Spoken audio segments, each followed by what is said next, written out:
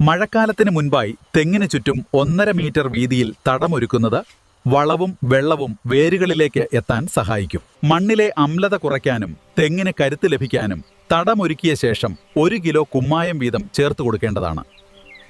ചാണകപ്പൊടിയോ പച്ചില വളമോ അടിവളമായി നൽകുന്നത് മണ്ണിൻ്റെ ഫലഭൂയിഷ്ഠത കൂട്ടാനും തെങ്ങിൻ്റെ വളർച്ച വേഗത്തിലാക്കാനും സഹായിക്കും.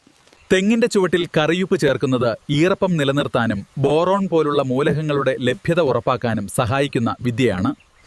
വേനൽക്കാലത്ത് തെങ്ങുകൾക്ക് കൃത്യമായി നന അത്യാവശ്യമാണ്. ആഴ്ചയിൽ 2 തവണയെങ്കിലും നനക്കുന്നത് കരിക്ക് കൊഴിച്ചിൽ തടയും.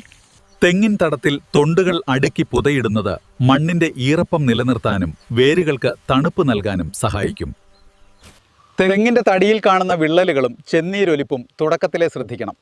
ബോഡോ മിശ്രിതം പുരട്ടുന്നത് ഈതരം രോഗങ്ങളെ തടയും. കൊമ്പൻ ചെല്ലിയുടെ ആക്രമണം തടയാൻ വേപ്പിൻ പിണ്ണാക്കും മണലും കലർത്തിയ മിശ്രിതം മണ്ടയിലെ ഇലക്കൂട്ടുകൾക്കിടയിൽ നിറച്ചു കൊടുക്കാം.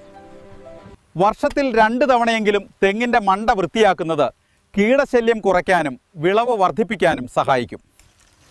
ശാസ്ത്രീയമായ പരിപാലനത്തിലൂടെ തെങ്ങിൽ നിന്ന് മികച്ച ആദായം നേടാം. കൂടുതൽ കൃഷി അറിവുകൾക്കായി ഈ ചാനൽ സബ്സ്ക്രൈബ് ചെയ്യൂ.